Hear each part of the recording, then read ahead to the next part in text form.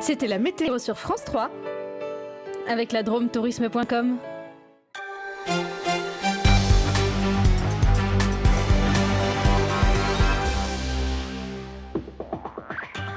Bonsoir à tous, bienvenue dans le 19-20. Dans le journal des Alpes ce soir, un appel à la vigilance. Des faux policiers à bord d'une voiture équipée d'un gyrophare ont intercepté plusieurs véhicules sur l'A41 et l'A49 le week-end dernier. Un conducteur s'est fait voler plusieurs milliers d'euros.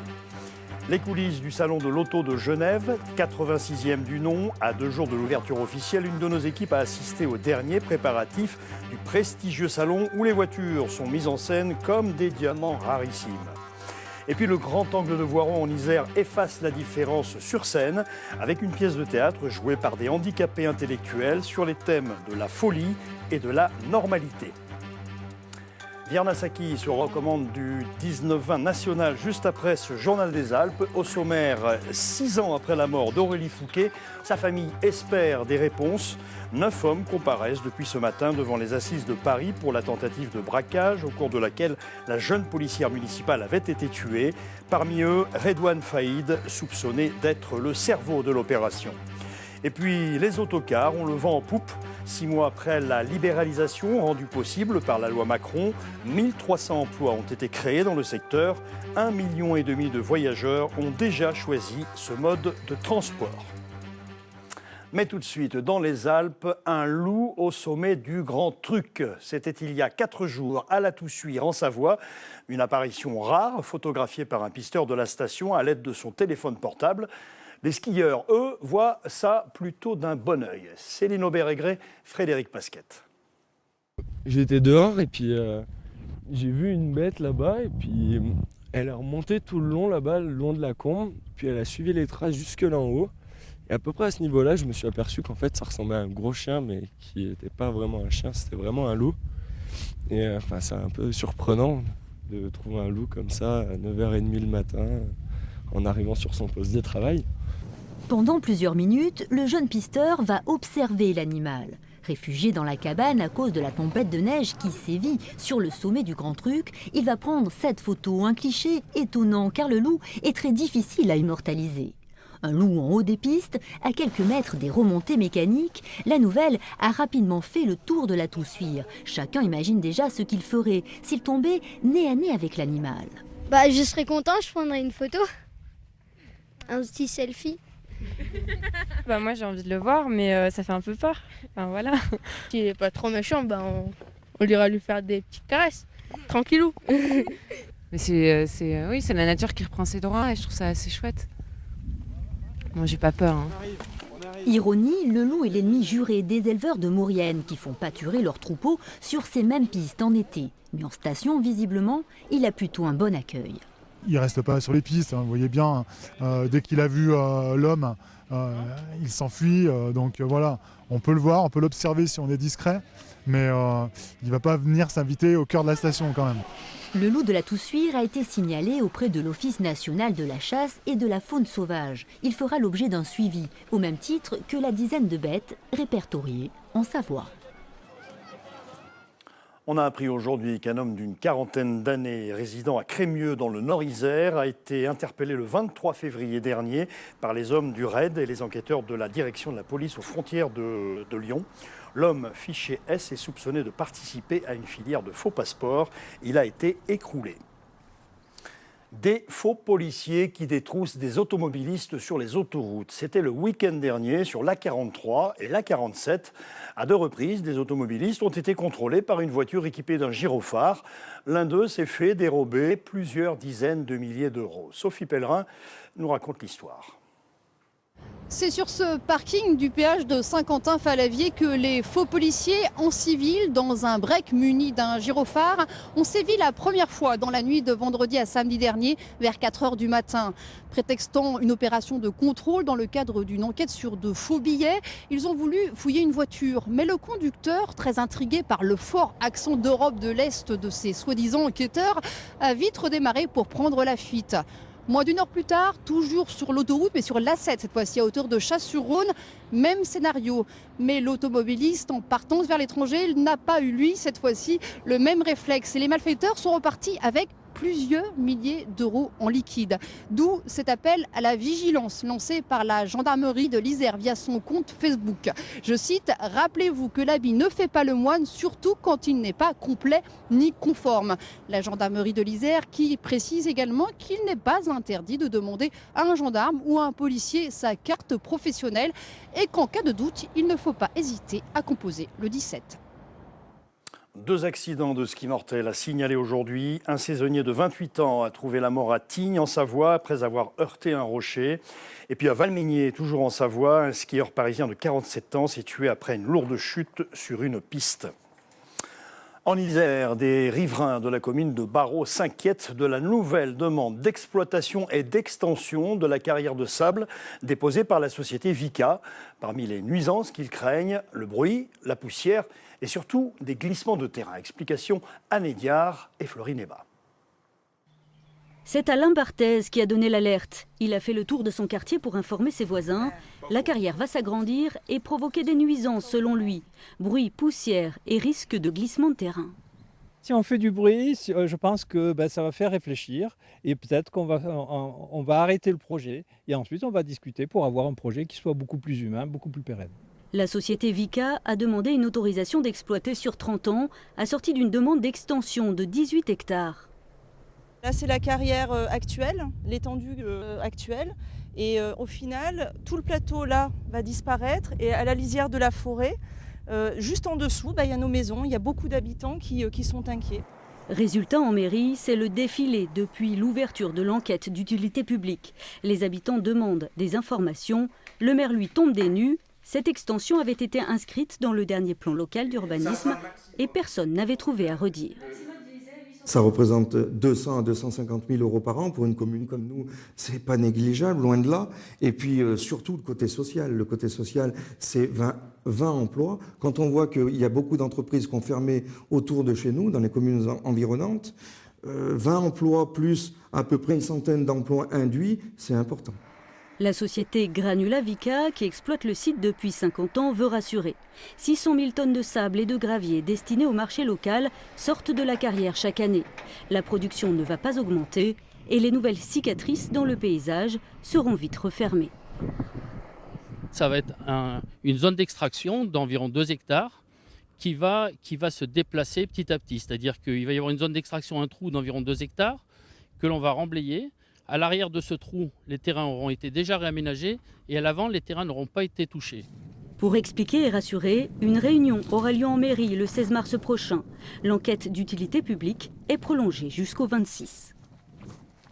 Un peu après midi aujourd'hui, le chauffeur d'un poids lourd âgé de 68 ans a fait un malaise au volant. Son camion a heurté la glissière de sécurité sur l'A48 dans le sens Grenoble-Lyon, au niveau de la commune de Réaumont en Isère. Il est décédé juste après l'accident. Malgré l'intervention des pompiers, l'autoroute a été coupée durant 30 minutes, occasionnant des bouchons. Et puis, les passagers d'un TER qui voyageaient entre Lyon et Grenoble sont restés bloqués plus d'1 heure sur la voie alors qu'un incendie touchait la gare du Grand Lin en Isère. Le trafic a aussi été suspendu sur cet axe dans les 2 sens. Les détails sur notre site alpes.france3.fr. Justice, Julien Lopez, l'ancien président d'Évian Thonon-Gaillard, ainsi que l'ex-directeur sportif Pascal Duprat et son fils Julien sont convoqués à la barre du tribunal correctionnel de Thonon le 20 septembre prochain. Ils sont accusés de faux en écriture par les dirigeants du club actuel. Ingrid Perny-Duparc, Serge Vorette. Ça, c'était quand l'ETG voyait la vie en rose. Un parcours exceptionnel, disait-on. Les Roses s'offraient le droit de disputer une finale de Coupe de France. La fête fut belle, mais courte. Mai 2015, le club est relégué en Ligue 2. Pascal Duprat est toujours là. L'ex-joueur, devenu entraîneur puis directeur sportif, mène le jeu. Et comme dans toute bonne série d'une énième saison, le scénario préfère le suspense. Les ennuis financiers commencent, les hommes se tournent le dos, les actionnaires se fâchent, le président s'en va, les relations entre le sponsor principal Danone et l'ETG prennent l'eau. Et la vie en rose du passé tourne au règlement de compte aujourd'hui. Pascal Duprat et son fils Julien, attaché de presse, sont convoqués au tribunal de Thonon, accusés par l'ETG de faux en écriture. C'est une stratégie avant tout de défense dans un dossier qui est un dossier essentiellement au départ prud'homal et puis qui a dérivé, comme cela est bien classique en la matière lorsqu'il y a des enjeux financiers, qui a dérivé au plan pénal, d'où la citation directe à la requête de l'ETG et non pas du procureur qui, on aurait pu le penser, aurait pu relever des infractions, des anomalies, des faux, etc. Le procureur n'a rien relevé du tout. C'est la partie civile qui a le droit de citer. On verra si c'est fondé ou pas fondé. En jeu, 2 millions d'indemnités de départ pour l'ex-directeur sportif. Pascal et Julien Duprat auraient antidaté certains documents, des accusations rejetées par le père et le fils, ainsi que Joël Lopez, l'ancien président de l'ETGFC, également absent ce jour et convoqué pour l'audience le 20 septembre prochain. Laurent Wauquiez en visite aujourd'hui au 53e Salon de l'Agriculture de Paris. Le président de la grande région Auvergne-Rhône-Alpes était accompagné d'Émilie Bonivard, vice-présidente du Conseil régional délégué à l'agriculture. Après une halte matinale au pavillon des animaux, il s'est mis à table à l'espace Auvergne-Rhône-Alpes avec une dégustation de produits régionaux. Les produits de la grande région bien représentés au Salon de l'Agriculture. Très présent le Cantal, qui a mis les petits plats dans les grands pour sa semaine parisienne, mettant en avant son savoir-faire et ses produits du terroir. Claude Bernard, Lydie Rips. Au Salon international de l'agriculture, le Cantal veut s'affirmer comme l'une des places fortes de l'agroalimentaire dans la nouvelle région Auvergne-Rhône-Alpes. L'association des fromages de France, les fromages, le Cantal, ils sont là. Pardon, excusez-moi François, excusez-moi, pardon. Ça va ? Merci, bonjour. L'agroalimentaire en Auvergne-Rhône-Alpes, un territoire de 13 départements, 78 appellations d'origine protégée, 51 IGP, identification géographique protégée. Et à l'extrême sud-ouest de cette nouvelle entité, un petit département qui s'affirme, mais aussi qui s'affiche. On a besoin aussi de pépites comme ça, on a besoin que chacun exprime son tempérament, chacun avec ses moyens, avec sa politique de communication, parce que c'est autant d'éclat qui va être dans notre région. Donc bienvenue à ces mots, à ces émotions, à ces produits qui réaffirment autre chose, comme on peut parler de la Savoie, comme on peut parler de l'Ardèche ou d'autres appellations. Il faut qu'ils existent, il faut qu'ils continuent d'exister parce qu'ils font vibrer les gens, parce qu'ils représentent un territoire et des hommes. Des Cantaliens qui n'ont pas lésiné sur les moyens. Un restaurant de 200 mètres carrés qui s'est fixé comme objectif d'accueillir 7000 clients sur tout le salon. Une boutique de 50 mètres carrés qui a sélectionné 40 producteurs locaux. L'agroalimentaire du Cantal mise sur Auvergne-Rhône-Alpes pour conquérir de nouveaux marchés. C'est un vrai enjeu pour nous d'être visible auprès de la grande région, Auvergne et notamment Rhône-Alpes. Et tout ça, le salon de l'agriculture, notre présence aux côtés d'Auvergne-Rhône-Alpes, à qui on affiche les couleurs parce qu'on a notre logo, le logo Auvergne-Rhône-Alpes qui est présent. Tout ça participe à ce rapprochement. Des producteurs cantaliens qui ont saisi tout l'intérêt de jouer la carte nouvelle région dans leur stratégie commerciale, même si encore la prudence est de mise. Je pense que petit à petit, là c'est tout frais, donc pour le moment on ne peut pas trop avoir le... Mais bon, on va essayer de faire les efforts, chacun de notre côté. Moi je préfère que le Cantal ça reste vraiment l'Auvergne et pas Auvergne-Rhône-Alpes pour le Cantal. Après sur le Saint-Nectaire ça se voit moins, parce que voilà, le Cantal ça reste l'Auvergne. Au Salon de l'Agriculture, Auvergne et Rhône-Alpes ont posé les fondations d'une collaboration qui offre de réelles perspectives à l'agroalimentaire du Cantal et bien évidemment à l'ensemble des départements de cette nouvelle région. Près de 700 000 visiteurs sont attendus dès jeudi au Palexpo de Genève pour le Salon de l'Auto. C'est le plus grand garage éphémère d'Europe. Une véritable bijouterie de bolides que nous font visiter en avant-première Jordan Guéant et Maxime Kemener.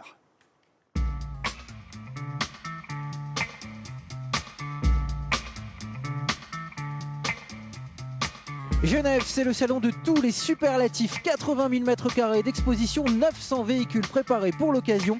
Pour monter ce vaste chantier, il a fallu 5 semaines de travail, 4000 employés mobilisés. Bienvenue dans les coulisses du plus grand événement suisse. À 4 jours de l'ouverture, ce n'est encore qu'un immense chantier. Mais peu à peu, les grandes halles de Palexpo se transforment en vitrines. Des vitrines de luxe, forcément. On a bien sûr la nouvelle GTC, la Ferrari, on a la Bugatti Chiron. Et je pense que c'est un salon qui est fait pour ça, que les gens ils aiment parce qu'il n'est pas trop grand. Et on est tout près de l'aéroport. Les gens qui ont de l'argent, qui achètent une voiture qui est plus qu'un million, certainement ils viennent peut-être avec un avion privé. Genève, c'est un peu tout ce qui brille, du chrome, du clinquant, mis en valeur par 11 000 projecteurs, 5 semaines d'installation, mais à la clé le plus beau garage d'Europe, 200 nouveautés, un record, bien servi par la fameuse neutralité suisse. On est indépendant, c'est-à-dire en Allemagne, bien sûr, Francfort ils ont les constructeurs locaux. En France, il y a les constructeurs français. Nous, on n'est pas pays constructeur, c'est-à-dire tout le monde est à pied égal ici chez nous à Genève. Parmi les perles rares de ce salon, il y a cette Peugeot Fractal, un petit coupé sportif électrique, un prototype unique au monde qui en l'état vaut plusieurs millions d'euros. Alors ici, sur le stand Peugeot, vous l'imaginez, tout le monde est aux petits soins.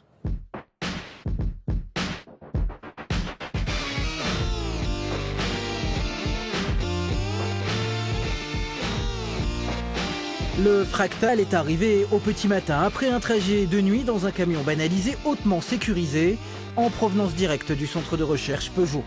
Alors en attendant les premiers visiteurs, le bolide se protège des regards. Le secret en Suisse est une tradition.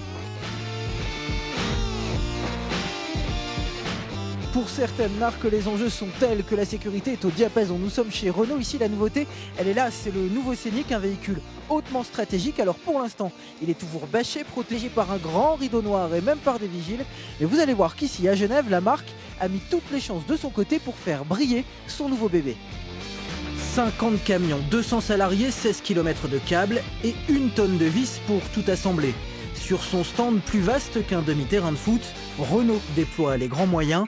Objectif, attirer les regards, marquer les esprits. On souhaite un concept de stand qui permette aux visiteurs d'identifier très rapidement Renault de loin.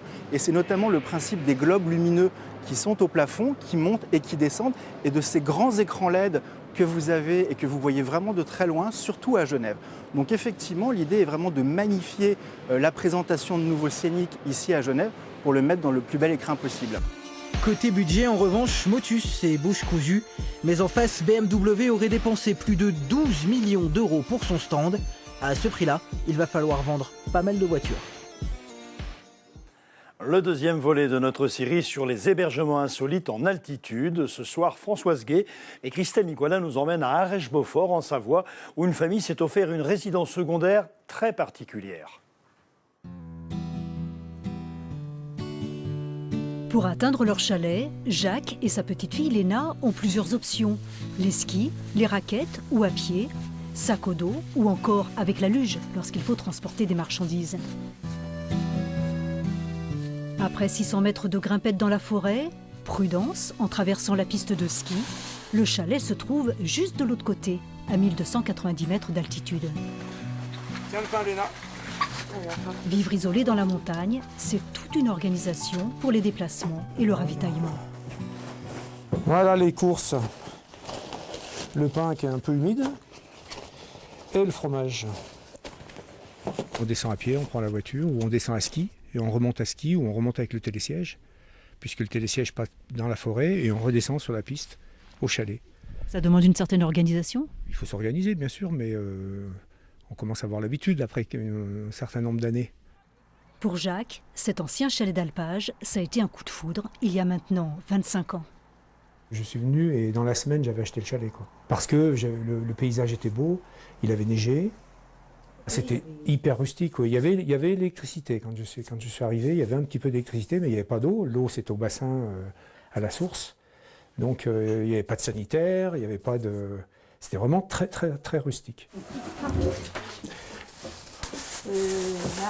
Bon, comme je ne disais pas là hier, vous avez skié hier ? Oui. Aujourd'hui, l'artisan grenoblois a transformé son chalet en résidence secondaire confortable pour le plus grand plaisir de sa famille et de ses amis.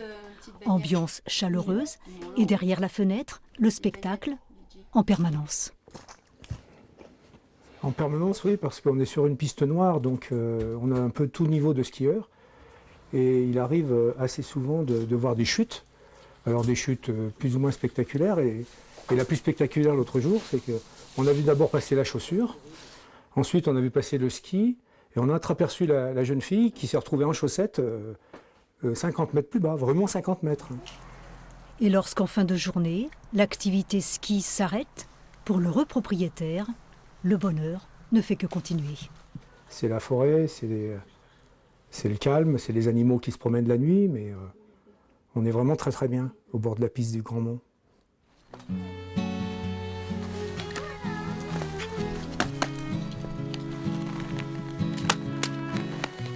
Certains s'effraieraient de cette situation isolée. Jacques, lui, a trouvé son petit coin de paradis, un vieux chalet, et devant sa porte, une piste à certaines heures, rien que pour lui.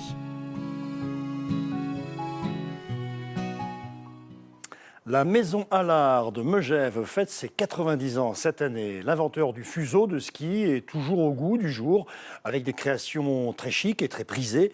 Une saga familiale traversée par 3 générations qui est restée fidèle à son village au Savoyard. La mode se fait à Paris, à Milan, mais pas seulement. Dans ce domaine, une famille au Savoyard fait même figure d'exception et dessine sa trace depuis près d'un siècle. Il y a neige, c'est génial! Les Allard, un nom intimement lié à Megève. Et forcément, une simple balade dans la rue peut parfois se transformer Comment ça va? en marathon. Attention, tu vas y être aussi? Tu veux passer? Ça va? Ça va, mon grand? Quand ils étaient jeunes, d'ailleurs, de faire place de l'église jusqu'à la Pétinoire, on mettait déjà une demi-heure. Parce que bonjour, bonjour, il y en a marre de dire bonjour, il y en a marre. Ça va bien? La famille Allard, c'est le nom, c'est l'emblème, c'est le vaisseau amiral, c'est le château, c'est tout ce que vous voulez. Depuis 1930, le magasin atelier n'a pas bougé, ou presque. À l'époque, Armand Allard est le tailleur du village. Quand un skieur, Émile Allais, vient le trouver pour moderniser le pantalon style golfeur, ici au milieu, c'est la naissance du premier fuseau. Avec lui, Émile Allais va multiplier les victoires aux championnats du monde. Donc la poche, les 2 plis, très large du haut, toujours large en bas, et avec 2 élastiques sous le pied, et le fuseau qui rentrait dans la chaussure. Et c'est la base, c'est le départ. À l'époque, avec ces tissus-là, il avait ses stocks de tissus. Il montait à Paris au mois de septembre. Il prenait toutes les mesures de ses clients. Et quand les clients arrivaient au mois de décembre ou au mois de janvier à Megève, leur fuseau était prêt. Il n'avait plus que les finitions à faire. Aujourd'hui, la maison Allard ne fait plus de sur-mesure, mais ses collections restent exclusives et sont fabriquées entre France et Italie. Tiens Patricia, je te mène 2 fuseaux à raccourcir. Des pièces haut de gamme, de quelques centaines à plusieurs milliers d'euros, systématiquement retouchées ici par 2 couturières employées à plein temps. Les Allard gardent la maîtrise de A à Z, pas question de s'agrandir à Paris ou ailleurs. Jamais à un moment vous vous êtes dit ce serait bien d'envisager de peut-être un petit peu... Si on s'est dit, mais on a réfléchi, puis on a dit non. Voilà. Pas de vente de vêtements sur Internet non plus. Presque une stratégie à contre-courant de ce qui se fait aujourd'hui. Et tu vois aussi, regarde les portes d'étagères, elles sont Mais le père comme le fils privilégient la continuité en famille. Si on regarde cette photo-là, tu vois la place de l'église? Ça ne veut pas dire forcément que je ne vais écouter que l'ancien. Mais moi, j'ai la chance de pouvoir solliciter et avoir un avis et ajuster en fonction d'eux. Par exemple, les chaussures qu'on a fait aux boutiques d'accessoires, moi, j'étais pas d'accord. Et il s'avère que c'est fabuleux. Et Jean-Paul Allard n'a pas fini de s'étonner avec Andrea, 7 en 4e génération. Qu'est-ce que tu fais de beau? Ça, c'est le fuseau et la bille du dessus. Et déjà, beaucoup d'idées pour les prochaines collections. Et ça, je suis en train de le dessiner. C'est bien. Retour en Isère pour un spectacle proposé au Grand Angle de Voiron par la troupe de l'Appétit qui met en scène des acteurs handicapés mentaux. La Maison Verte raconte l'histoire d'un médecin qui interne tout le monde sans discernement, faisant disparaître la frontière entre la folie et la normalité. Mais je commence à sentir que c'est un continent. La démence. Philippe Pujol fonde la compagnie Appétit en 1985. L'association pour l'expression théâtrale des handicapés intellectuels a pour objectif de permettre à des personnes différentes de découvrir et pratiquer des disciplines artistiques. Dans cette pièce, La Maison Verte, la compagnie traite de la folie, mais aussi et surtout de notre société avec ses hypocrisies, ses manipulations et ses immunités parlementaires. Alors, je ne sais pas si l'immunité parlementaire, c'est quelque chose qu'il faut mettre en avant, mais quoi qu'il en soit, on est quand même dans une société qui se joue des différences, qui profite des différences, mais qui ne les respecte pas vraiment au fond. Ça, c'est la démarche de l'Appétit. Et toi, tu penses quoi? C'est où? Ici, En 30 ans d'existence, pour ces différentes créations, l'Appétit a réuni des interprètes amateurs et professionnels, handicapés ou non. Un maillage de compétences et de découvertes chaque fois renouvelé qui fait toute la richesse de cette compagnie et toute la force du message qu'elle apporte au public. Quelle que soit leur réaction vis-à-vis de ce qu'ils voient, au moins ça va les faire réfléchir. Et puis on est de plus en plus, je trouve, vu comme une troupe de théâtre et plus forcément comme une troupe avec des handicapés dedans. Et ça, je trouve que c'est un super, enfin c'est vraiment un bon message.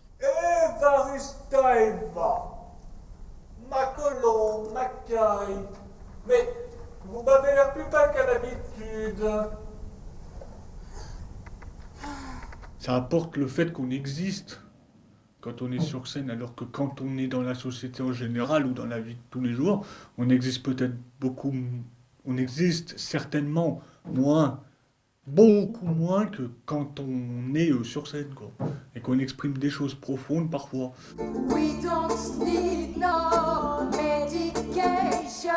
La Maison Verte a consommé avec appétit, un peu, beaucoup, passionnément, à la folie. Ce soir, demain et jeudi à partir de 20h, au Grand Angle de Voiron. Et on termine avec ce clin d'œil. Sophie la girafe s'est invitée à un meeting d'Hillary Clinton dans le Nevada pour les primaires américaines aujourd'hui. La girafe fabriquée à Rumilly en Haute-Savoie, vue par toutes les chaînes américaines. Regardez. Quand je vois cette magnifique petite fille ici, je pense à ma propre petite fille. Elle a exactement le même jouet, la petite girafe. Sophie la girafe. C'est apparemment le jouet à la mode en ce moment. On n'avait pas ça quand j'ai eu ma fille Chelsea. Voilà, Sophie est bel et bien la girafe la plus connue du monde. À suivre, les prévisions météo, puis l'édition nationale. Soir 3, c'est autour de 23h avec son petit supplément régional. Demain midi, Pauline Allo, je vous retrouve avec